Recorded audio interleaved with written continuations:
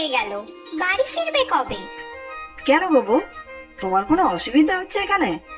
আমি তো বেশ আছি। না, নিজের বাড়িতে আছি তাতে অসুবিধা আর কি। তবে তুমি কতদিন আর শ্বশুর বাড়িতে অতিথি হয়ে থাকবে? এবারে বাড়ি চলো, না হলে লোকে তোমাকে মন্দ বলবে। তা যে যা বলে বলুক, নিজের বাড়ি ফিরে আর কি বা করবো? এখানে খাচ্ছি যাচ্ছি ঘুরছি, বেশ আনন্দেই আছি। তা হোক, এবারে বাড়ি চলো, না হলে সবাই তোমাকে অকর্মণ্য বলবে, ঘর জামাই বলবে। লজ্জায় আমার মাথা হেট হয়ে যাবে। আমার কিন্তু এখানে বেশ ভালোই লাগে, কত ভালো ভালো রান্না হয় এখানে। আমরা তো গরিব, তাই বাড়ি ফিরলে আবার সেই ডাল ভাত আর শাক পাতা। তোমারও গরিব বাড়ির বউ বলে কত লজ্জা। গরিব তাতে কোনো লজ্জা নেই, তবে কাজকর্ম কিছু না করে দিনের পর দিন শ্বশুর বাড়িতে বসে আছো, যেটা সত্যিই লজ্জার। এতে লজ্জা আবার কি? তুমি কি আমার পর? না। তাহলে তোমার বাবা কি আমার পর? কখনো না। তাহলে আমি কি পরের বাড়িতে আছি নাকি? আর লজ্জা তো নারীর ভূষণ, তা ছেলেদের কি? তুমি যাই বলো নীলা, আমি ভালোই আছি।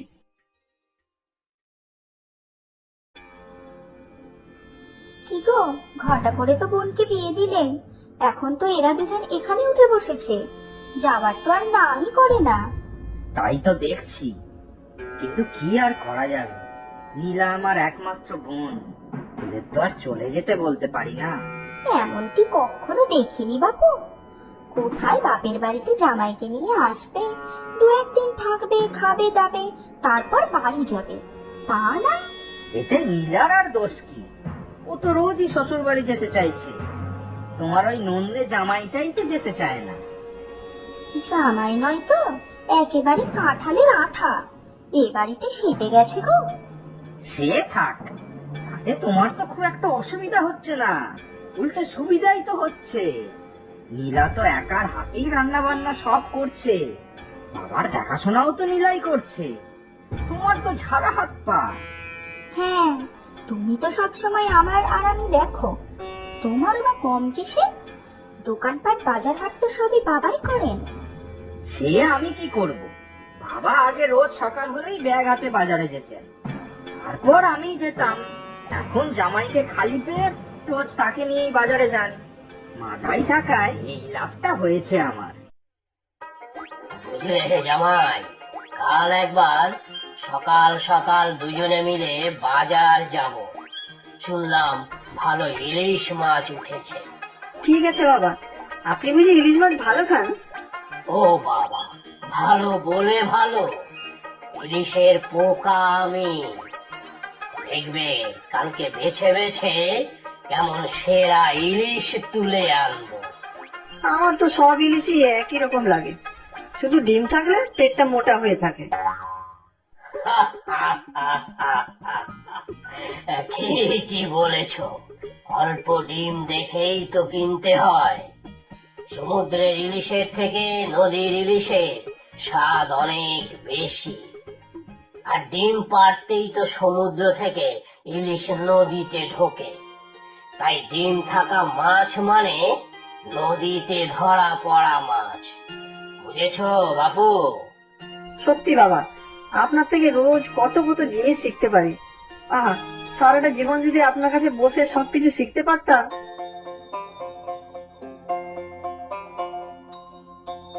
হয়েছে হয়েছে, অনেক শিক্ষা হয়েছে। বাবা, বলো তো তোমার জামাইকে এবার নিজের বাড়িতে ফিরতে। আমার এবারে কি তোদের নয়? এই তো সবে এলি, কটা দিন না হয় থেকেই যা। আবার কবে আসবি কে জানে। এই তো কি, 3 মাস তো হয়ে গেল আমরা এখানে এসেছি। 3 মাস হয়ে গিয়েছে? আমার তো মনে হয় এই তো সবে এলি। জানিস তো মা, তোর মা মারা যাওয়ার পর থেকে আমি বড়ই একা। খোকা, বৌমা সবাই নিজের কাজে ব্যস্ত, একা একা সময় আর কাটতেই চায় না। তোরা দুজন আসায় আবার বাড়িটা জমজমাট লাগছে। দেখ না, এখন আবার রোজ বাজার যাচ্ছি, হাট যাচ্ছি। কদিন আর আয়ু বল। হ্যাঁ বাবা, আপনার জন্য খুব চিন্তা হয় আমার, মনে হয় যেন সবসময় পাশে পাশে থাকে। ডিমওয়ালা ইলিশ মাছ এনে খাওয়াই রোজ। ডিমওয়ালা ইলিশ মানে? হ্যাঁ রে মা, কাল আমি আর মাথায় দুজনে বাজারে গিয়ে ডিমওয়ালা ইলিশ মাছ নিয়ে আসবো। তুই কিন্তু নিজের হাতে রাঁধবি। আচ্ছা, সেই ঠিক আছে। বৌদি তো সবসময় করেই, তাই একটা দিন আমি রান্নার দায়িত্ব নিয়েছি। বাবা তো তোমার হাতের রান্না কত ভালো খান, আমারও কত ভালো লাগে। তাও কেন যে শুধু শ্বশুর বাড়ি যেতে চাও তা কে জানে। বাবা, আমি কিন্তু সত্যি বলছি, অনেক দিন তো হলো। এবারে সম্মান থাকতে থাকতে আমাদের নিজের বাড়িতে ফেরা উচিত। এমন কথা বলছিস কেন মা? কেউ কি তোদের অসম্মান করেছে? তা করেনি, তবে অসম্মান করার সুযোগও আমি কাউকে দিতে চাই না। আচ্ছা ঠিক আছে ঠিক আছে, চলে যাবি। তবে সামনেই তো দুর্গা পুজো, পুজোতে থেকে যা, তারপর না হয়। হ্যাঁ ঠিক বলেছেন বাবা, পুজোর মধ্যে এখানে থাকাই ভালো।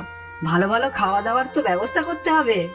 ঠিক বলেছ জামাই, বেশ কবজি ডুবিয়ে মাংস খাওয়া যাবে।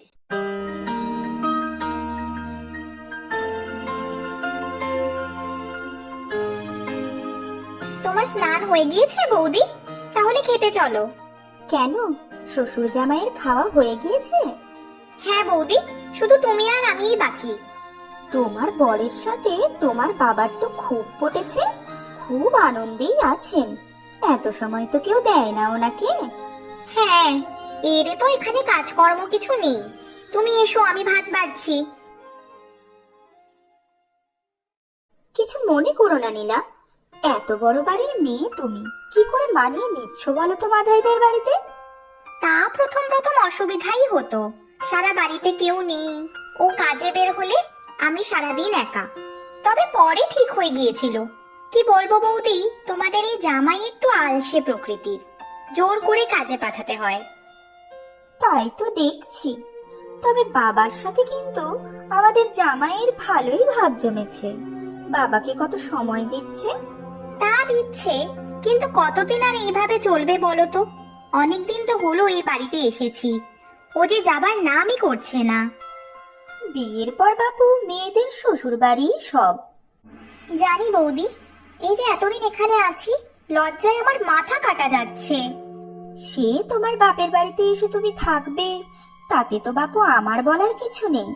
তবে 5 জনে 5 কথা বলে কি না, সেসব তো আবার আমাকেই শুনতে হয়। যাই হোক, আমি উঠলাম। তুমি খেয়ে বাসনগুলো ধুয়ে টেবিলটা মুছে রেখো, কেমন? হ্যাঁ।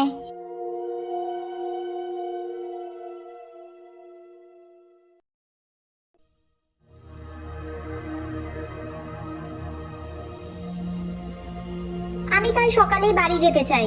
হঠাৎ আবার কি হলো? আর কি হবে, হবার আর কি বাকি রেখেছো তুমি?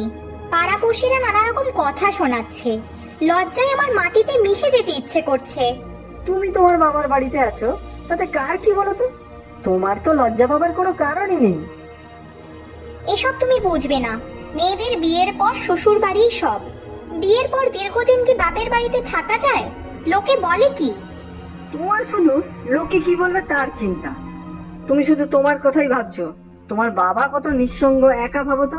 আমি থাকাতে তবু তার একটু সময় কাটছে, আমারও তো বেশ কেটে যাচ্ছে। এইসব তোমার এখানে থাকার ছল। অলস অকর্মণ্য কুড়ে লোক একটা।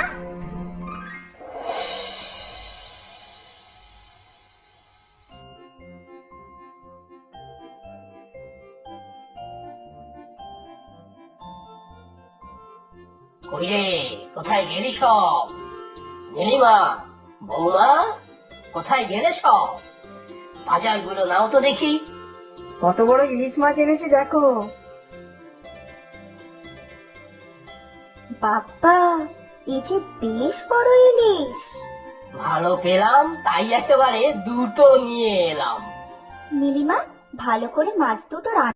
সে তো কোন সকালে শহরে চলে গেল, কি সব কাজ আছে বললো।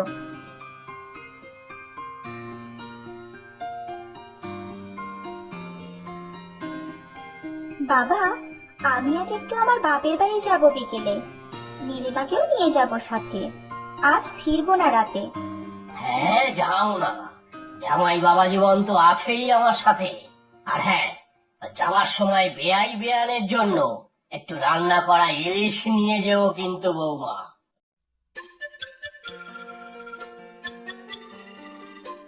চলো বাবা জীবন, একটু হেঁটে আসি। তুমি আছো তাই দুজনে মিলে বেরোতে ভালো লাগে, বেশ গল্প করা যাবে। হ্যাঁ বাবা, চলুন।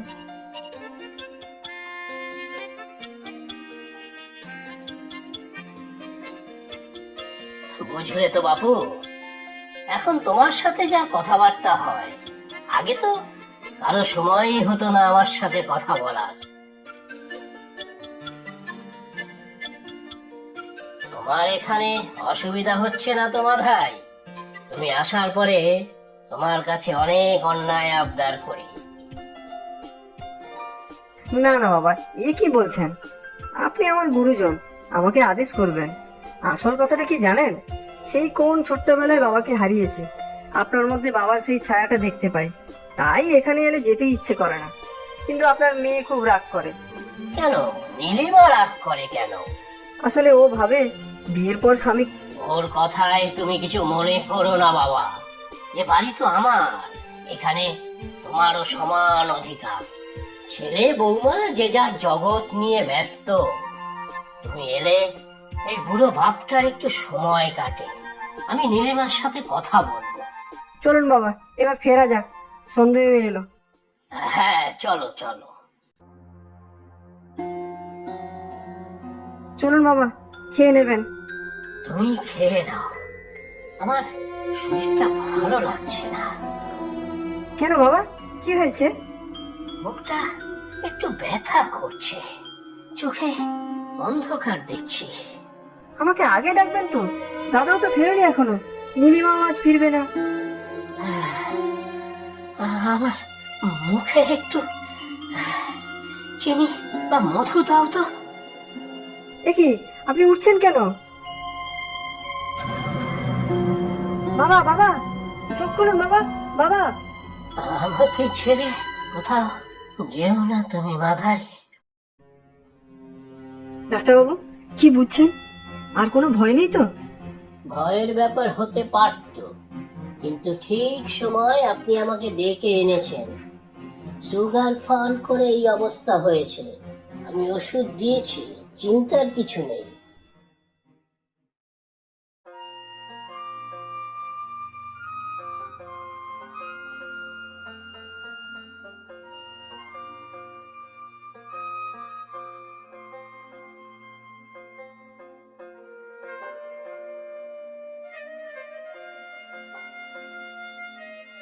এবারে আমরা বাড়ি যাব বাবা, অনেকদিন তো থাকলাম।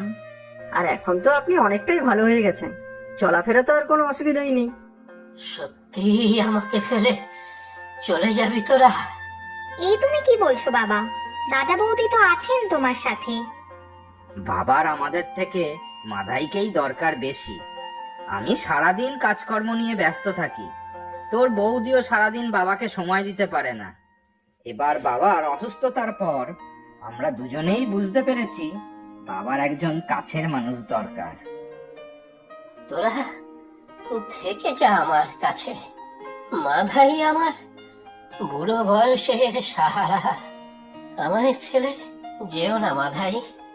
ওরে নীলা, মা শোন তোর এই বুড়ো বাবার কথা। কিন্তু বাবা, লোকে কি বলবে? না গো নীলা, তুমি তোমার বাবার কাছে থাকবে, তাতে কে কি বলবে? আর বললেই বা কি যায় আসে? বাপের বাড়িতে স্থায়ীভাবে থাকবো এটা আমার মন চাইছে না, আবার বাবার কাছেও থাকতে ইচ্ছা করছে আমার। উফ, কি যে করি আমি। বুঝেছি মা, সত্যি এক মহাধর্ম সংকট।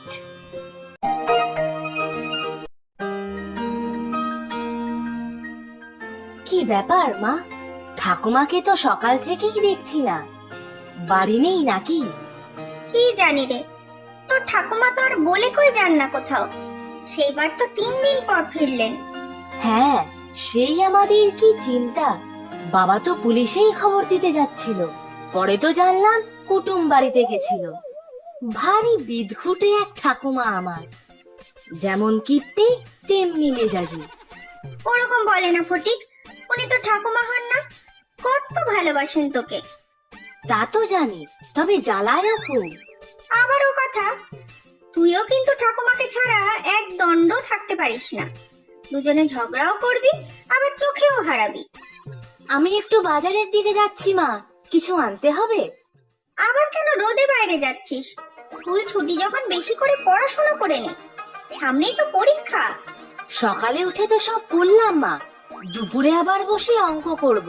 আমি চট করে গিয়ে দুটো ঘুড়ি আর লাটাই কিনে আনবো। বিকেলে মাঠে যাব ঘুড়ি ওড়াতে। অন্য সব বন্ধুরাও আসবে বলেছে। যাই না মা? আচ্ছা যা, তাড়াতাড়ি আসিস কিন্তু।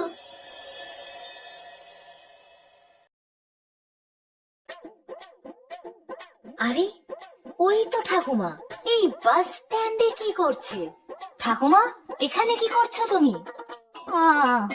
ফটিক, তা বাস স্ট্যান্ডে যখন দাঁড়িয়ে আছে তখন নিশ্চয়ই বাসের জন্যই দাঁড়াবো। হাওয়াই জাহাজ তো আর আসবে না এখানে। আবার প্যাঁচ কষে কথা বলছো কিন্তু। আমি তাহলে চলে যাব কিন্তু। আহারে, কোন লাটের বাট এসেছেন? চলে যাবি তো যা, আমাকে ভয় দেখাচ্ছিস নাকি রে? হ্যাঁ, আমি কি তোকে ডেকে এনেছি নাকি রে, হত ভাগা? তুমি এখানে কি করছো শুনি? আর বাড়িতে বলে আসনি কেন? ইস, আমি কোথায় যাব, কি করব, তার সব জবাবদিহি করতে হবে নাকি? হ্যাঁ, আমার যখন যেখানে খুশি সেখানে যাব, ঘুরে বেড়াবো, ব্যাস। আহা, রাগ করো কেন? কেউ আসবে বুঝি? বলবো না, যা, তুই আমার নাতি না, যা যা, ভাগ এখন।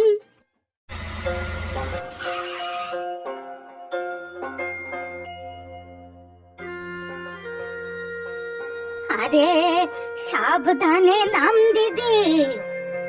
এই তো কদলি। থাক থাক, আমাকে ধরতে হবে না। ও ভাই, আমার ব্যাগটা একটু নামিয়ে দাও না।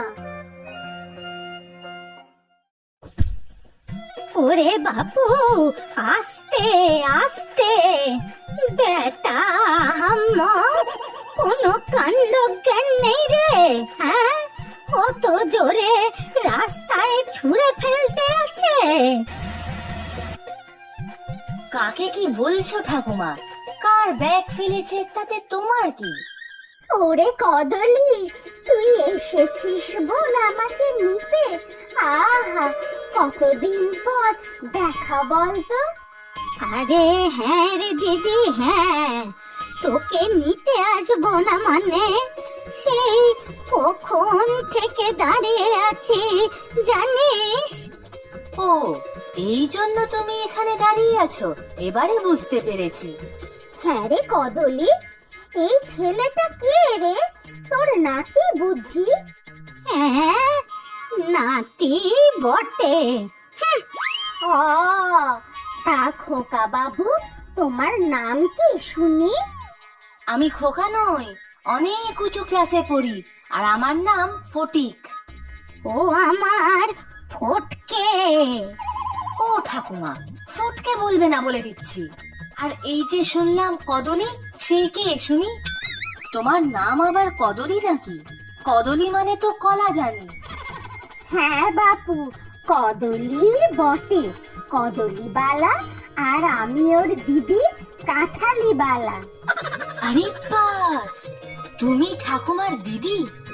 চল চল দিদি, আগে তো বাড়ি চল, তারপর কত গল্প করব দুজনে মিলে। ও, আমি বুঝি বাদ। ঠিক আছে, তোমার দিদিকে নিয়ে তুমি থাকো, পরে আবার এসো না কিন্তু আমার সাথে কথা বলতে। আহা বাপু, রাগ করো না, আমি তো সবে এসেছি, সবার সাথে গল্প গুজব করে কাটাবো। তোমরা এখানে দাঁড়াও, আমি একটা রিক্সা ডেকে আনি। আহা, আবার রিক্সা কেন? হ্যাঁ, মেলা খরচ, বাড়ি আর কতই বা দূর। মা, তাহলে যাব কিভাবে? কেন, দুই বোনটি মিলে গল্প করতে করতে চলে যাব, কতক্ষণই আর লাগবে। সে ঠিক আছে, তবে এই ব্যাগটা তো নিয়ে আর হাঁটতে পারবো না। সে আর চিন্তা কি, ফটিকটা আছে না? ওরে ফটিক, তোল বাপু তোল, এই দিদি ঠাকুমার ব্যাগটা মাথায় তোল, তারপর চল একসাথে হেঁটে বাড়ি যাই। চল চল। ওরে বাবা, এত বড় প্রিল্লাই ব্যাগ! ও আমি পারবো না, আমি রিক্সা ডাকি। কি, পারবো না বললেই হলো? হ্যাঁ, নবাব পুত্তর এসেছেন, এই সামান্য ব্যাগটা মাথায় করে নিয়ে আসবে বেটা, তাও নাকি পারবে না? হাহ, রিক্সা করে যাবেন, ফুটানির এক শেষ। নবাব পুত্তর এসেছেন, সব ব্যাপারে শুধু খরচ আর খরচ। আচ্ছা থামো তো দেখি এবার, রাস্তায় দাঁড়িয়ে আর গালমন্দ করো না তো। চলো, আমি যাচ্ছি ব্যাগ নিয়ে। এই তো আমার ভালো নাতি, সোনা নাতি। নাতি না তো, হাতি।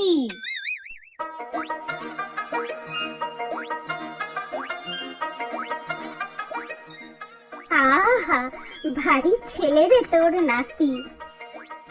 সে ভালোই, তবে বাপ মা আর এই ছেলে তিনজনেরই খুব খরচের হাত।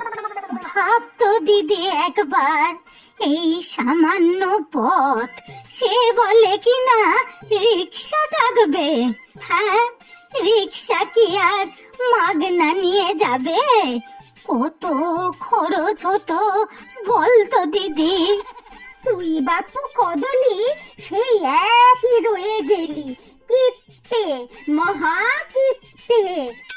সে তুই যাই বলিস দিদি, অকারণে পয়সা খরচা করব কেন শুনি?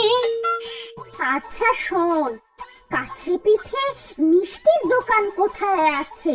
প্রথমবার এলাম, সবার জন্য তো একটু মিষ্টি নিয়ে যেতে হয়। আরে না না, সেসবে কাজ নেই, শুধু খরচ আর খরচ। আর তুই মিষ্টি নিলে আমাকেও তোকে এটা ওটা ভালো মন্দ খাওয়াতে হবে, তার থেকে কিছু নেওয়ার দরকার নেই। আর আমিও তোকে ওই শাক পাতা কিছু খাইয়েই চালিয়ে দেব। সত্যি রে বাপু কদলি, তোর কিপ্টেমির জবাব নেই।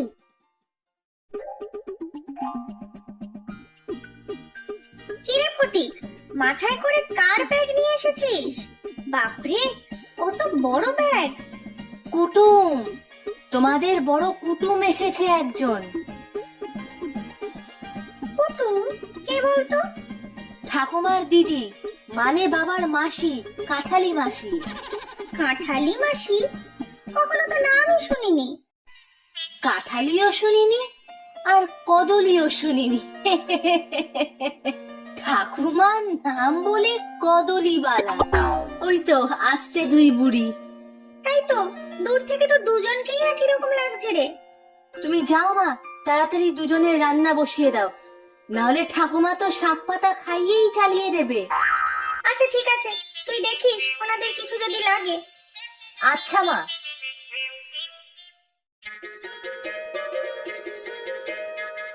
আয় রে দিদি আয়, এই হচ্ছে আমার বাড়ি।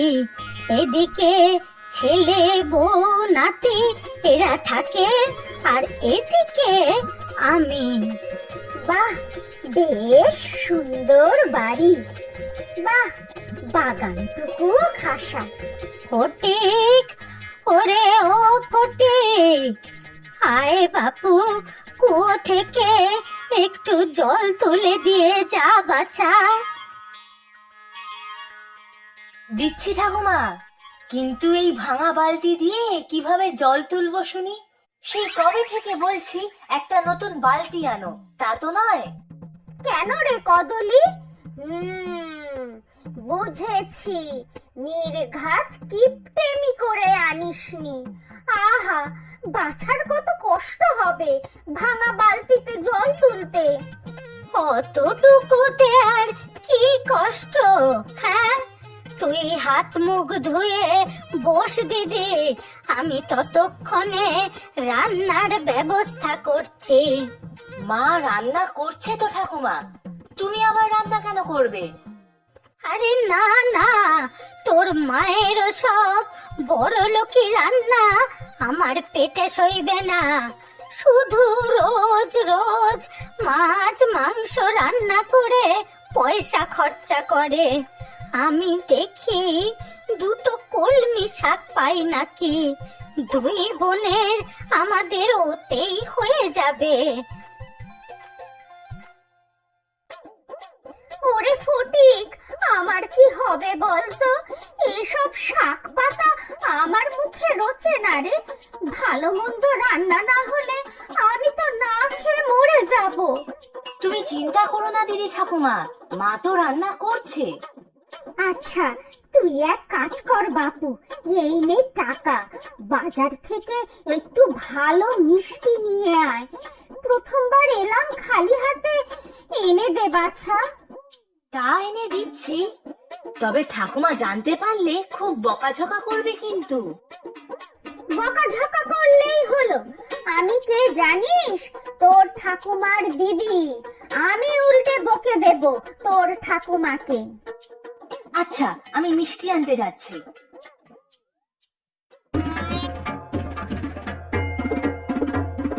না, সেরকম কিছুই পেলাম না। যাকে ফটিককে দিয়ে কয়েকটা লাউ শাক কাটিয়ে নেব। পান্তা ভাত আর লাউ শাক দুজনের ভালোই হয়ে যাবে, তাই না রে দিদি? লাউ শাক পান্তা ভাত দিয়ে? তাহলে আর বলছি কি, দেখবি কেমন স্বাদ। তার থেকে ভালো তুই আমাকে আবার বাস স্ট্যান্ডে পৌঁছে দে। কেন রে দিদি, বাস স্ট্যান্ড কেন? কিছু আবার ফেলে এলি নাকি রে? না রে কদলি, আমি বরং বাড়ি চলে যাই। তোর এখানে এসব খেয়ে আমি বাঁচবো না রে। এইসব শাক পাতা আমার মুখে রোচে না রে। এই যা, এখন অন্য কিছু আর কোথা থেকে পাবো রে? হ্যাঁ, হায় হায়, কি করি এখন? ফটিকটা তো নেই মনে হয়। চিন্তা করবেন না মা, ফটিক নেই তো কি, ফটিকের মা তো আছে। আপনারা হাত ধুয়ে বসুন, আমি আপনাদের ভাত দিচ্ছি। তুমি বৌমা আবার কখন রান্না করলে? আমি তো আগে থেকে কিছু বলিনি। সবই তো আপনার থেকেই শেখা। আসুন এবার। ওমা, কদলির বৌমা বুঝি? তা মা, আমারই বোন কদলির থেকে রান্না শিখেছো বুঝি? তবে আর কি, শাক পাতা? না না মাসিমা, ডাল ভাত পোস্ত মাছের কালিয়া চাটনি সব আছে, লাউ চিংড়িও আছে। তবে যদি আপনি না খান, শাক পাতা ভেজে। আহা বালাই ষাট, লাউ চিংড়ি খাবো না মানে? সে তো আবার অতি প্রিয়। এত কিছু করেছো বৌমা, তাহলে তো অনেক খরচ হয়েছে। না না, থাক, আজকে আর খরচের কথা তুলবো না। তবে আমি খুব খুশি হয়েছি বৌমা, তুমি আজ আমার মুখ রক্ষা করেছো। এবারে দেখ দিদি, এসব খাবি নাকি বাস স্ট্যান্ডে পৌঁছে দিয়ে আসবো? হ্যাঁ, কি যে বলিস, এত কিছু রান্না না খেয়ে আর যাই কিভাবে? তবে শেষ পাতে যদি একটু দই হতো। এই তো নিয়ে এসেছি, এক হাঁড়ি দই, সাথে এক হাঁড়ি রসগোল্লা। সবাই মিলে খেলেও শেষ করতে পারবে না। যাক বাবা, সবই ভালো ভালোই হলো তাহলে। বলে না, সব ভালো যাক শেষ ভালো। কি গো গোপাল, সাত সকালে পঞ্চায়েত অফিসে কেন? একটু দরকার আছে গো বনমালী কাকা। প্রধান মশাই কখন আসবেন গো? তা আসবেন কিছুক্ষণের মধ্যে। বাড়ি থেকে তো বেরিয়েছেন, দেখো হয়তো সমাধান চাচাকে নিয়েই আসবেন। আচ্ছা, তাহলে আমি এখানেই বসি একটু। তা ভালো। তবে স্কুল ছেড়ে আজ এখানে কেন? কোনো সমস্যা আছে নাকি? তুমি তো জানোই কাকা, বাবা মারা যাওয়ার আগে মহাজনের কাছে নাকি ধার দেনা করে গিয়েছিলেন। সেই ব্যাপারেই প্রধান মশাইয়ের সাথে একটু পরামর্শ নিতে বললেন মা। তা ভালোই করেছো। প্রধান মশাই হরিহর বাবু আর সমাধান চাচা তোমাকে সঠিক পরামর্শই দেবেন। তবে ওই মহাজন খুব একটা ভালো লোক নয়, সবসময়ই লোক ঠকানোর ফিকির করে। মাও সেই চিন্তাতেই আছেন। ওই দেখো ওনারা এসে গিয়েছেন। আমি একটু চা বসিয়ে দিই।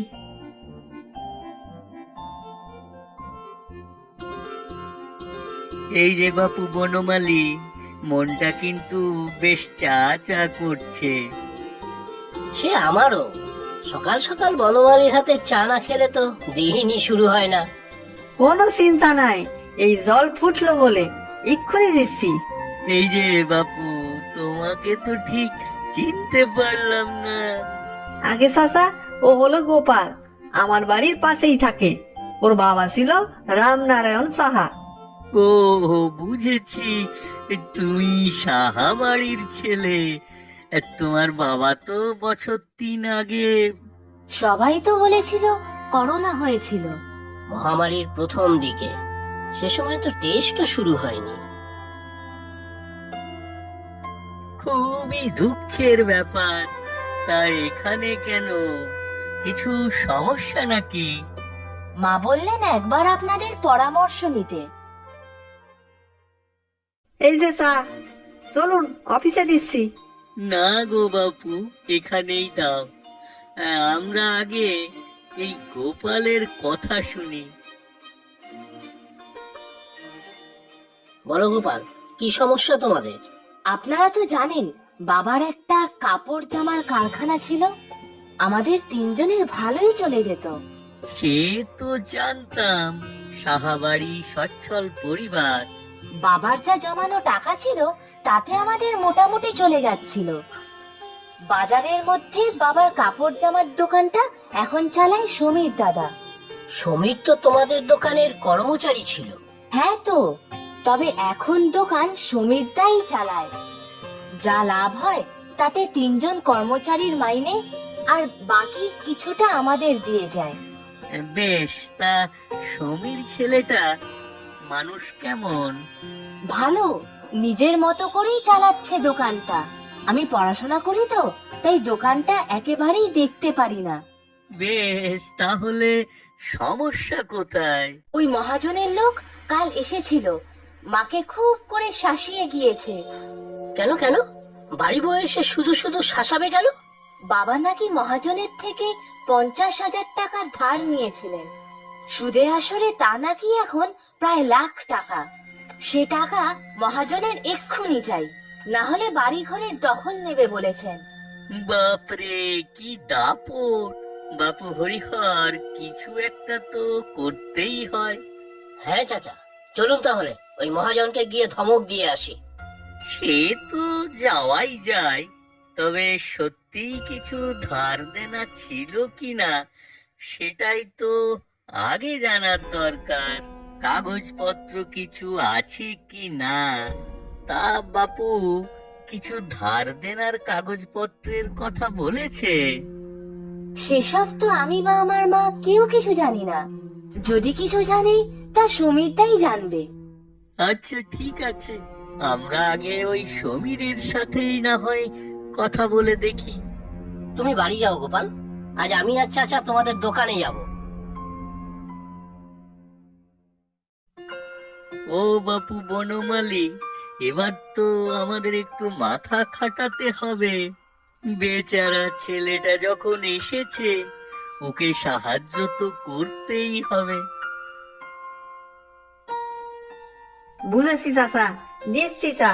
চা না হলে তো আপনার মাথা কাজই করতে চায় না।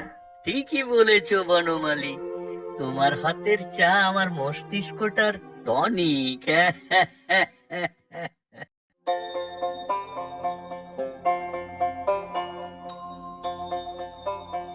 আরে আপনারা আসুন আসুন। তুমি তো বাপু সমীর। আগে হ্যাঁ চাচা, বসুন না আপনারা। তা বসছি। আচ্ছা, তুমি তো এই দোকান চালাও? আগে হ্যাঁ, এই কর্তাবাবু যতদিন ছিলেন তো ততদিন উনি সব চালাতেন আর আমি সঙ্গে থাকতাম। এখন মানে তুমি সর্বেশ্বরবা কি, তাই তো? না না, সেরকম নয়। এই গোপাল তো ছোট আর পড়াশোনা করছে, তাই কর্তামা তো বললেন আমাকেই সবকিছু সামলাতে। তারপর গোপাল বড় হলে তখন সেই সব দেখবে। তা ভালো, তোমাকে তো গোপালের বাবা মানে সাহাবাবু ব্যবসার সব কাজকর্ম বুঝিয়ে দিয়েছিলেন নিশ্চয়ই? তা ঠিক, উনি নিজের হাতে আমাকে সব শিখিয়েছিলেন। উনি অসুস্থ থাকতেন, তাই কাজকর্ম আমারই দেখতে হতো। তা ভালো, তোমার তো তাহলে ভালো চলে যাচ্ছে এখন। সে আর ভালো বলি কিভাবে, দোকানে বিক্রি বাটা বেশি নেই, তাও চেষ্টা করি যতটা করা যায়। তো বেশি খেটে তোমার কি লাভ? তোমাকে তো নিশ্চয়ই মাস মাহিনা দেয়। হ্যাঁ, মাস মাইনা পাই, তবে চেষ্টা করি সব সময়। কিন্তু বাজার মন্দ, যতটা বেশি পারি ওদের হাতে তুলে দিই। আহা, বড্ড ভালো ছেলে তুমি বাপু। সাহাবাবুর উপকারের ঋণ শোধ করছো। সে তো আমার কর্তব্য। আচ্ছা, তুমি তো সাহাবাবুর কাছের লোক ছিলে, ওনার বাড়ি আর দোকানের কাগজপত্র কোথায় থাকতো তুমি জানতে? তা বিশেষ কিছু জানি না, তবে বাজারে ওনার কিছু দেনা ছিল তা জানতাম। ও তাই বুঝি? সাহাবাবুর টাকা ধার করেছিলেন বুঝি? আগে হ্যাঁ, একবার পুজোর আগে নতুন কাপড় জামা তোলার প্রয়োজন ছিল। কর্তামশাই ভেবেছিলেন সেবার বেশি কারবার হবে, মহাজনের থেকে টাকা ধার করে এনেছিলেন। ভেবেছিলেন পুজোতে বিক্রি বাট্টা ভালো হলে টাকাটা সুদ সমেত ফেরত দিয়ে দেবেন। তা হয়েছিল ভালো কারোবার? না মানে সেরকম কিছু হয়নি। তার মানে টাকাটা ফেরত দেওয়া হয়নি? হ্যাঁ তাই তো জানি। কর্তার বাড়ির দলিল পত্র শুনেছি মহাজনের কাছে জমা দেওয়া আছে। ও, দেখেছো বাবা হরিহর, এই সমীর কতটা কাছের লোক ছিল সাহাবাবুর। সব কাগজপত্রের খোঁজ থাকতো সমীরের কাছে। খুব ভালো হে সমীর, কত দায়িত্ববান ছেলে তুমি। কাগজপত্রগুলো বুঝি এই লকারেই থাকতো? হবে হয়তো, চাবি তো কর্তামশাইয়ের কাছেই থাকতো, এখন কর্তামার কাছে। এটা দোকানের কর্মচারীদের ফটো নিশ্চয়ই।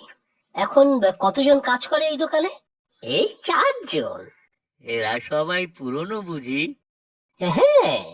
তা ফটোতে তো 5 জন দেখছি, কেউ ছেড়ে দিয়েছে বুঝি? সঞ্জয় কাকা মনিবের ড্রাইভার ছিল, বয়সও হয়েছে আর এখন সে গাড়িও নেই, তাই ছেড়ে দিয়েছে। সে থাকে কোথায় এখন? পেছনে তাল বাগিচায় বাড়ি, কাজকর্ম কিছু করে না। আচ্ছা হরিহর, যে কারণে এসেছি সেটাই তো হলো না। কারণ মানে কি যেন চাচা? কেন, মালতী মায়ের জন্য শাড়ি কিনতে হবে তো। আপনারা শাড়ি দেখবেন? শ্যামল, ওনাদের শাড়ি দেখাও তো ভাই, ভালো দেখে শাড়ি বার করে সব দেখাও। আপনারা বসুন ওদিকে। চাচা, মানে শাড়ি, আমি তো আহা, চলো তো দেখি আগে। আমারও অনেকদিন মালতী মাকে কিছু দেওয়া হয়ে ওঠেনি, মেয়ে বলে কথা। সে ঠিকই চাচা, মালতী আপনাকে নিজের বাবার মতোই দেখে। এই দেখুন সব নতুন স্টক, এগুলো পছন্দ না হলে অন্য দেখাচ্ছি। বাবা বাবা বাবা, তোমাদের দোকানে তো অনেক স্টক, ভালোই চলছে ব্যবসা বলো? হ্যাঁ চাচা, ভগবানের কৃপায় এ দোকান খুব ভালোই চলে। তাহলে সাহাবাবু মারা যাওয়ার পরে সমীর বেশ ভালোই চালাচ্ছে বলো? তা ঠিক, শাহবাবুও আমাদের সবাইকে ভালোবাসতেন, আর এখন সমীর বাবুও মাঝে মধ্যে টাকা দেয় বোনাস হিসেবে। কি বুঝলেন চাচা? সমীর তো বেশ করিতকর্মা ছেলে, দোকান তো ভালোই চালাচ্ছে, আর অন্য কর্মচারীরাও খুশি, এদিকে গোপাল আর গোপালের মাও খুশি। হ্যাঁ, তা তো বটেই। আচ্ছা চলো, তাল বাগিচায় একবারটি যাই, উড়াইয়া দেখি ছাই। তাল বাগিচায় তো ড্রাইভার সঞ্জয় থাকে বললো, কিন্তু কিন্তু কোন বাড়ি তা তো জানি না। ছোট্ট তো পাড়া একটা, কাউকে জিজ্ঞাসা করলে ঠিক পাওয়া যাবে। আপনারা এসেছেন, কিন্তু বসতে যে কোথায় বলি? না না, বসবো না, একটা প্রশ্ন করেই চলে যাব। ঠিক আছে, জিজ্ঞাসা করুন, কি জানতে চান? তোমার মনিব, মানে পুরনো মনিব, মহাজনের থেকে টাকা নিয়ে কারোবারে ঢেলেছিলেন, সে টাকা শুনছি উনি শোধ করেননি। হ্যাঁ, সে আমিও শুনেছি, তবে শুধু শুধু কেন যে টাকা বাকি রাখলেন কে জানে। সেবার তো ব্যবসা খারাপ হয়েছিল, টাকা শোধ করবেন কিভাবে? কি যে বলেন, সেবার ব্যবসা খুবই ভালো হয়েছিল, মালিক খুশি হয়ে আমাদের সবাইকে বোনাসও দিয়েছিলেন। বটে, তা সাহাবাবু কি মানুষ হিসেবে সৎ ছিলেন না? না না, মালিকের সততার কোনো সন্দেহ নেই, দেবতুল্য মানুষ ছিলেন। বুঝলাম। আচ্ছা চলো হে হরিহর, আর হ্যাঁ, গোপালকে একবার খবর দেবে, কাল ওর মাকে নিয়ে যেন ওদের জামা কাপড়ের দোকানে যায়। আর বাপু সঞ্জয়, কাল একবার সকালে দোকানে এসো তো। এই যে গোপালের মা, আপনি চাবি নিয়ে এসেছেন তো? এই যে চাবি। তাহলে এই একটাই চাবির গোছা, তাই তো? হ্যাঁ, তাই তো জানি।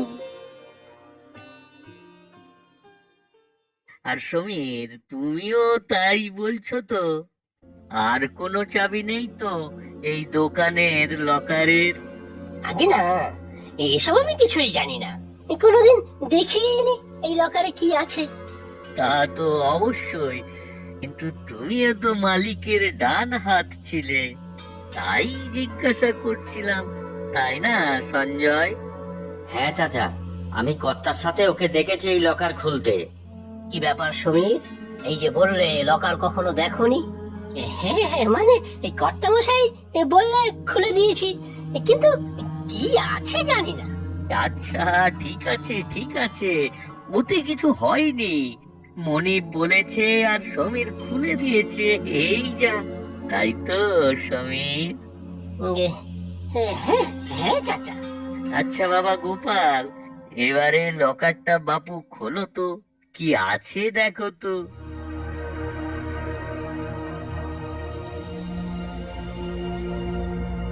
কিছু কাগজপত্র আর আর কি, টাকা পয়সা কিছু নেই? না, কিছু নেই। আশ্চর্য। আহা, আশ্চর্য হওয়ার কিছু নেই, কারোবার তো ভালো চলছিল না, তাই তো বাবা সমীর? হ্যাঁ হ্যাঁ, তাই তো, ক্যাশ কিছুই ছিল না। তা কেন হবে, আমি জানি কারবার ভালোই চলছিল কর্তা মশাইয়ের। এখানে একটা খাতা আছে মনে হচ্ছে। কোথায়, দাও তো দেখি। এবারে বলো তো বাপু সমীর, তোমার কর্তামশাইয়ের বাড়ির দলিলপত্র সব কোথায়? সে আমি কি করে জানবো? বেশ, তাহলে বলো নগদ টাকা পয়সা সব কোথায়? কি বলছেন চাচা আপনি? আমি তো কিছুই বুঝতে পারছি না, এসব আমি কিছুই জানি না। বেশ বেশ, তাহলে বলো তো বাপু, আমাদের মিথ্যে কেন বলেছিলে? না না, আমি কিচ্ছু মিথ্যা বলিনি। বলেছো বাপু, বলেছো। প্রথমত বলেছিলে দোকানের বিক্রি বাটা ঠিকঠাক হচ্ছে না, কিন্তু আমি খোঁজ নিয়েছি, তোমার ছোট্ট একচালা বাড়ি এখন অট্টালিকা। তাছাড়া দোকানের কর্মচারীদের হাতে রাখতে তুমি ওদের মাঝে মধ্যে বোনাস মানে ঘুষও দাও। ওদের মুখ বন্ধ রাখতে, আর লাভের টাকা যা গোপালদের পাওয়ার কথা তা দাও না, নিজে আত্মসাৎ করো। সে কি, এসব কথা কে বললো আপনাদের? সব মিথ্যা, কিচ্ছু মিথ্যা নয়, তাই না শ্যামল? আগে হ্যাঁ। তোমার দ্বিতীয় মিথ্যা সাহাবাবুর ধার শোধ নিয়ে। সেবার লোকসান নয়, পুজোর ব্যবসা খুব ভালো হয়েছিল, সবাইকে অনেক টাকা বোনাসও দেওয়া হয়েছিল। আমাদের সঞ্জয় এর সাক্ষী, কি তাই তো? হ্যাঁ, একদম ঠিক কথা। আমি নিশ্চিত সাহাবাবু তার ধার শোধ করেছিলেন, তোমরা বাপু সবাই সেটাই মনে করো, শুধুমাত্র সমীর ছাড়া। আমারও তাই মনে হয়। আর ধার শোধ করার রসিদ নিশ্চয়ই থাকবে। সমীর, সেই রসিদ কোথায়? আপনারা আমার নামে মিথ্যে অপবাদ দিচ্ছেন, আমি এসব জানবো কি করে? এই লকারের চাবিও আমার কাছে থাকে না। এদের উপকারের জন্য আমি এত কিছু করলাম। তা বাপু, তুমি বড়ই উপকারী প্রাণী। এবারে বলো তো, ধার শোধের সেই রসিদ কোথায়? এই দোকান আর বাড়ি কৌশলে হাতাবার জন্য মহাজনের সাথে হাত মিলিয়েছ। এদের বাড়ির দলিল পর্যন্ত মহাজনের হাতে তুলে দিয়েছ। মহাজনকে দিয়ে ভয় দেখিয়ে এদের উৎখাত করতে চাইছো। না না, সব মিথ্যা, সব মিথ্যা। আমাকে ফাঁসানো হচ্ছে। আমি মহাজনকে ধার শোধের রসিদ দেইনি। রসিদটা তুমি দিয়েছো মহাজনকে, এই লকারেই ছিল রসিদটা, আমি ঠিক জানি। মিথ্যা, আমি মিথ্যা বলছেন আপনি। রসিদ ছিল না, ছিল না, আমি খুঁজেছি, পাইনি। তাহলে বাপু স্বীকার করে নিলে এই লকার তুমি খুলেছো, চাবি তাহলে ছিল তোমার কাছে? ছিল, ছিল, চাবি ছিল, কিন্তু রসিদটা ছিল না। সুযোগ বুঝে কর্তা মশাই বেঁচে থাকতেই চাবিটা নকল করে নিজের কাছে রেখেছিলে, সুযোগ বুঝে কাজে লাগাবে বলে, কি তাই তো? আমি আমি পাপী, মহাপাপী। অতি লোভে আমি সব নষ্ট করেছি, আমাকে মাফ করুন আপনারা। মানে টাকা পয়সা নগদ সবই সমীরই সরিয়েছে, এই হিসেবের খাতাতে সব লেখা থাকবে নিশ্চয়ই।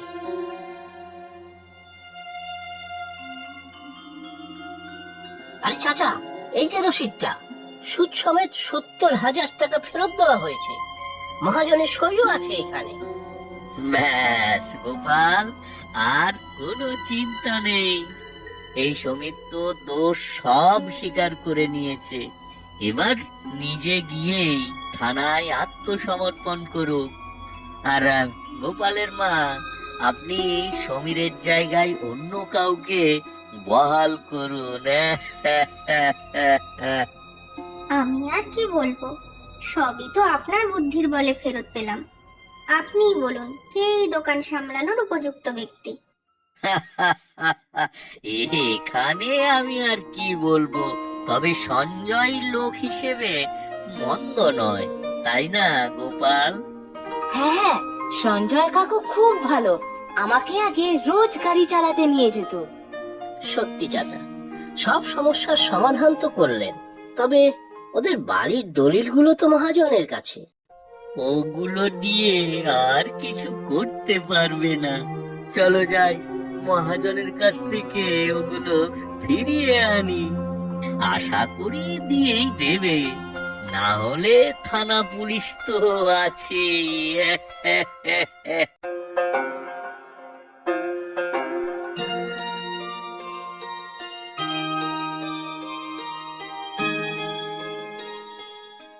আজ দেখবি খোকা, তোর চাকরিটা ঠিক হয়ে যাবে। আমি ভগবানের কাছে সারা দিন হতে দিয়ে পড়ে থাকবো। জানি না মা, সেই কবে থেকে চেষ্টা তো করেই যাচ্ছি। আমার দ্বারা হয়তো আর চাকরি পাওয়াই হবে না মা। না রে বাবা, এরকম অলক্ষণে কথা বলতে নেই। ভগবানের উপর ভরসা রাখ, সব ঠিক হয়ে যাবে। আর কত কি করব বলো তো মা। দিন রাত জেগে পড়াশোনা করলাম, ভালো মতো পাসও করলাম, কত জায়গায় ইন্টারভিউ তো দিয়েই যাচ্ছি। ঘোষবাড়ির দীপক তো বলেছিল চেষ্টা করবে। হ্যাঁ, দীপক দা তো বলেছিলেন অনেক বড় পোস্টে আছেন। আজ তো ওই কোম্পানিতেই যাচ্ছি। তাহলে ঠিক হয়ে যাবে এখানে। দেখি কি হয়। তবে কারুর তদবিরে চাকরি জোটাতে হবে সে কথা কখনো ভাবিনি মা। সে আর কি বলবো, সংসারের যে অবস্থা, তাতে তোর একটা কিছু না হলে তো আর চলছে না। সে তো জানি মা, বোনটার বিয়ে দিতে হবে, ভাইয়ের পড়াশোনা, রোজগার বলতে আমার কতগুলো টিউশনির টাকা। দেখি আজ গিয়ে দীপকদার হাতে পায়ে ধরবো। দুগ্গা দুগ্গা, দেখিস সব ঠিক হয়ে যাবে। আর ওই দীপুকে বলিস আমার কথা। ছোটবেলায় ওর মা তো আমাদের বাড়িতেই রেখে যেত। কেন মা? কি আর বলবো, বাড়িতে ওদের খাওয়াই জুটতো না যে।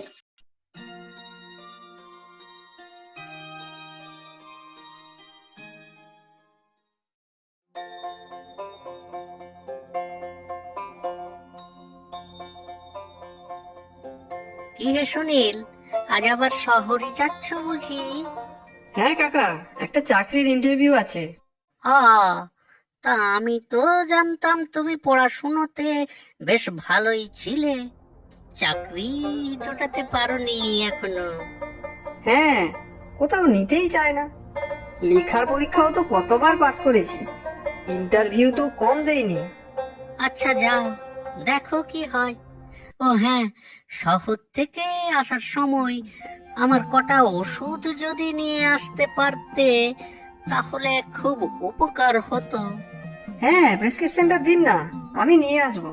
খুব উপকার করলে হে।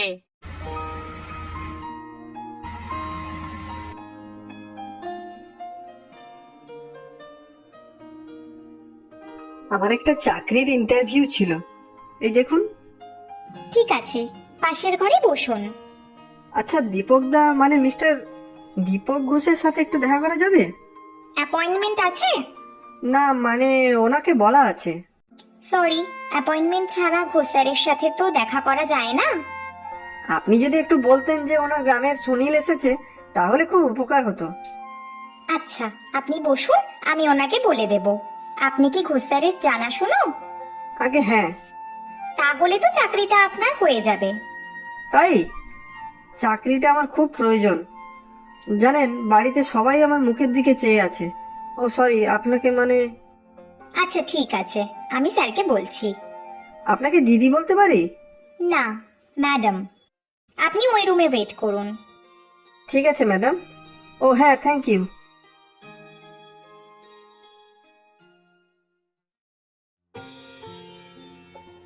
ওরে বাবা, আরো একজন?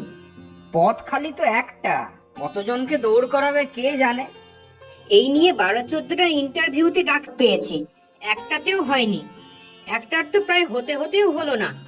কেন? সব ঠিক ছিল, কিন্তু তদবির করার কেউ ছিল না। হ্যাঁ রে ভাই, জানাশোনা ছাড়া তো চাকরি পাওয়াই যায় না। মামা কাকা দরকার। কি ভাই, আছে নাকি? কি? ওই যে বললাম, মামা কাকা।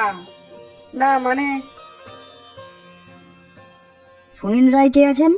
এই যে আমি, সুনীল রায়। চলুন, ঘোষ স্যার ডেকেছেন। হ্যাঁ হ্যাঁ, চলুন চলুন। কি ভাই, মামা কাকা নাকি? না, দাদা। ব্যাস হয়ে গেল। চল ভাই, আমরা বাড়ি যাই। আসবো? হ্যাঁ আয়। কি ব্যাপার বল। তোমাকে আগেই বলেছিলাম দীপুদা। Shut up. এখানে দীপুদা নয়, দীপক স্যার। এরকম গাইয়া ছেলে দাদা দাদা করলে আমার রেপুটেশন খারাপ হয়ে যাবে। আচ্ছা স্যার, আমাদের বাড়ির অবস্থা তো আপনি জানেনই। চাকরিটা এখানে একটু করিয়ে দিন, না হলে সংসারটা ভেসে যাবে। শোন সুনীল, এই অফিসে চাকরি বাচ্চার হাতের মোয়ানা। তুই গ্রামের গরিব ছেলে। আমি একটা চেষ্টা করতে পারি, বাকি হওয়া না হওয়া আমার হাতে নেই। বুঝতে পেরেছি, এইটুকু করলেই হবে। আর হ্যাঁ, মা একবার আপনাকে আমাদের বাড়ি যেতে বলেছে। ছোটবেলায় শুনেছি আমাদের বাড়িতে খুব যেতেন। হবে হয়তো, আমার মনে নেই। আচ্ছা যা, দেখি আমি তোর ব্যাপারে বসকে বলবো। অনেক ধন্যবাদ স্যার, চাকরিটা আমার খুব দরকার। সত্যি রে ভাই, কি কপাল করে জন্মেছো। কিন্তু ইন্টারভিউতে তো কিছুই সেরকম জিজ্ঞেস করলো না। বুঝি বুঝি, তুমি তো ভাই দাদার দলে আর আমরা গাধার দলে। আমাকে তো যা খুশি প্রশ্ন করে গেল। হবে না ভাই, আমাদের কিচ্ছু হবে না। যাও ভাই, আনন্দ করো, তোমার তো লাইফ সেট। আমি মানে সত্যি কি পেয়ে গেলাম চাকরি? থাক, আর নাটক করতে হবে না। যাও, কাল থেকে লেগে পড়ো তেল নিয়ে। তেল মেরে চাকরি, তেল দিয়ে তো চালাতে হবে।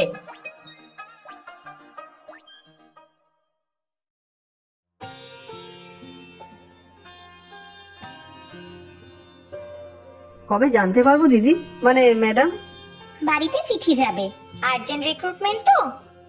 হবে তো ম্যাডাম আমার? সে আমি কি করে বলবো, তবে ঘোষ স্যার বলে দিলে অবশ্যই হয়ে যাবে। চাকরিটা হয়ে গেলে বেঁচে যাই ম্যাডাম। দীপুদা মানে ঘোষ স্যার আমাদের গ্রামের ছেলে, খুব ভালো ছিল পড়াশোনায়। আমি তো ছোটবেলা থেকে দীপুদার মতো হতে চাইতাম। এখন ভাবি কোথায় আমি আর কোথায় দীপুদা। হ্যাঁ, ঘোষ স্যার খুব বড় পোস্টে আছেন, বসের সাথে খুব ভালো রিলেশনশিপ। আমি কখনো চাইনি দিদি, সরি ম্যাডাম, যে কারো তদবিরে চাকরি করব। কত পরিশ্রম করে পড়াশোনা করেছি, রেজাল্ট ভালো করেছি, কিন্তু যেখানে চাকরি করতে যাচ্ছে সেখানে ইন্টারভিউতে সেই রেজাল্টগুলো কেউ দেখলোই না। যাক, চাকরিটা এখন পেলেই হলো। আমি চাকরি পেলে পুজো দেব, আপনার জন্য প্রসাদ নিয়ে আসবো, কিন্তু না বলতে পারবেন না। আজকে আসি তাহলে।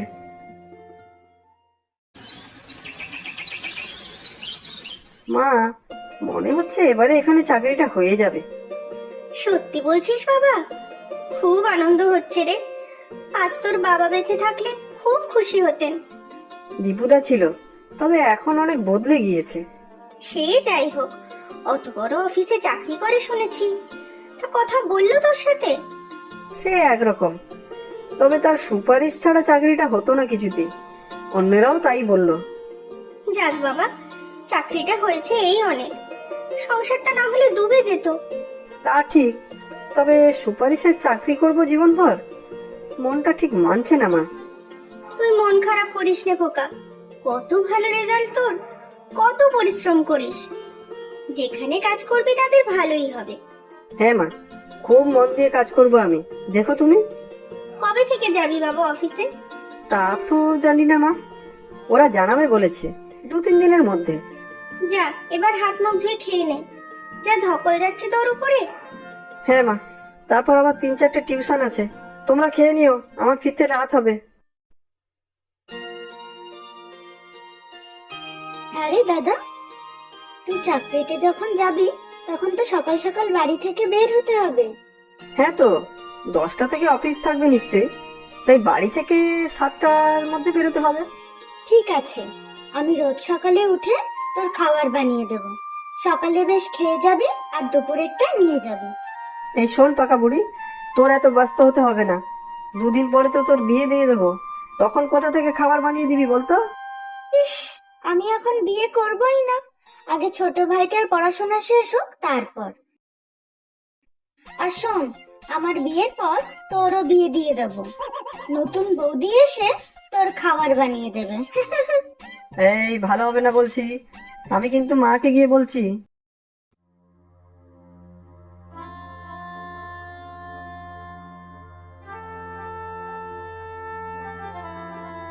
কি যে হলো মা, 10 দিন হয়ে গেল, কোনো চিঠি বা ফোন তো এলো না।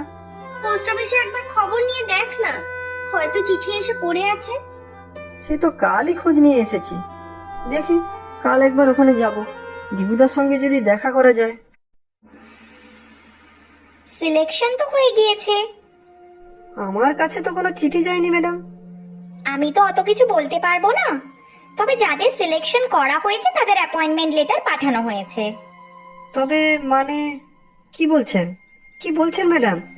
এই চাকরিটা না হলে আমি কি করব আমি? আচ্ছা দীপুদা মানে মিস্টার দীপক ঘোষের সাথে একবার দেখা করব। ঘোষ স্যার তো এখানে নেই, ট্রান্সফার হয়ে শিলিগুড়ি চলে গিয়েছেন। কি হবে দিদি আমার, মানে ম্যাডাম দীপুদাও নেই। ঠিক আছে দিদিই বলো। শোনো, ঘোষ স্যার থাকলেও তোমার কোনো উপকার হতো না। তোমার চাকরির জন্য ঘোষ স্যার কাউকে সুপারিশ করেননি, তবে এখানে যাতে তোমার চাকরি না হয় সেই জন্যই চেষ্টা করেছেন। কি বলছেন আপনি? কেন? এসব বলা আমার উচিত নয়, তবে তুমি যেভাবে সেদিন আমাকে দিদি পাঠিয়েছো, আমার নিজের ছোট ভাইয়ের কথা মনে পড়ে যাচ্ছিল। শোনো, তুমি আর ঘোষ স্যার এক গ্রামের, তাই উনি চাইছিলেন না তুমি এখানে কাজ করো। এখানে ওনার সম্মানহানির ভয় করছিলেন, হয়তো পুরনো কোনো কথা ফাঁস হয়ে যাওয়ার ভয়। বুঝেছি, ছোটবেলায় ওনারা গরিব ছিলেন আর উনি আমাদের আশ্রিত ছিলেন, কিন্তু আমি তো কাউকে বলতাম না।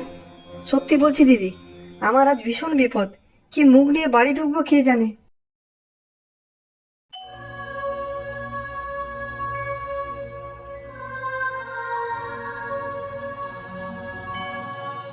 কি রে খোকা, সে সকাল থেকে মুখ কালো করে বসে আছিস কেন?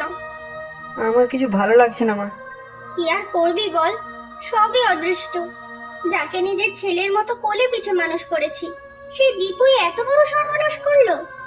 আমি সেদিনই একবার ভাবলাম, ইন্টারভিউতে আমার রেজাল্ট মার্কশিট কিছুই একবার খুলিয়েও দেখলো না। যা বাবা, টিউশনটাতে তো যা, এগুলো গেলে আর খাবো কি বল, সবই ভবিতব্য।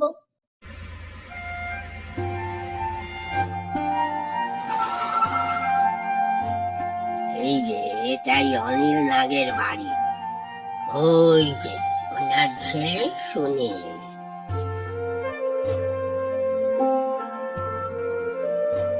কি দিদি, মানে ম্যাডাম আপনি? তোমার নাম সুনীল, তুমি অনিলের ছেলে? আগে হ্যাঁ। আমাকে মেরি বলল তুমি আমার কোম্পানিতে ইন্টারভিউ দিতে গিয়েছিলে। হ্যাঁ মানে আমি তোমার সব রেজাল্ট আর ডকুমেন্টস দেখলাম, তখনই দেখলাম তুমি অনিলের ছেলে। আপনি ওকে চিনতেন? হ্যাঁ, নমস্কার। আপনি হয়তো আমাকে চিনবেন না, আপনার স্বামী আমার ছোটবেলার বন্ধু ও সতীর্থ। আমরা এই গ্রামেই থাকতাম, তারপর কর্মসূত্রে শহরে। উনি তো মানে হ্যাঁ জানি, বছর দুয়েক হলো অনিল পরলোকগত হয়েছে, খুবই দুঃখের। আমি মাঝে মাঝেই দীপককে অনিলের কথা জিজ্ঞাসা করতাম। দীপক মানে আমাদের দীপু? হ্যাঁ, মিস্টার দীপক ঘোষ। দীপক বলতো আপনাদের কোনো খবর জানে না, আমাকে বলেছিল আপনারা এ বাড়ি ছেড়ে বহুদিন আগে চলে গিয়েছেন। এই মেরি কাল এই সুনীলের কথা বলে। আমার মনে হয়েছিল সুনীলের সাথে জাস্টিস হয়নি, ঘোষ স্যার ওর সাথে প্রতারণা করেছেন। আমি এর উপযুক্ত ব্যবস্থা নেব। আপনারা ভিতরে আসুন, প্রথমবার এলেন। আজ নয়, অন্যদিন আসবো, আজ ভীষণ তাড়া আছে। আর সুনীল, তোমার সব রেজাল্ট আমি নিজে দেখেছি। তা আবার তুমি আজ অফিসে এসে নেবে নাকি বাড়িতে চিঠি আসার জন্য অপেক্ষা করবে? আমি মানে কিছু বুঝতে পারলাম না। মেরি, বোঝাও তোমার ভাইকে। অ্যাপয়েন্টমেন্ট লেটারের কথা বলছেন স্যার? তার মানে সুনীলের চাকরি হয়েছে? হ্যাঁ, তবে কারো দয়া বা সুপারিশে নয়, ওর রেজাল্ট আর মেধার যোগ্যতায়। আমি মনে করি ও আমার কোম্পানির একজন সম্পদ হয়ে উঠবে। আমি আপ্রাণ চেষ্টা করব স্যার, কথা দিলাম। আর আমার পুজোর প্রসাদ মিষ্টি? তাও হবে ম্যাডাম, মানে দিদি।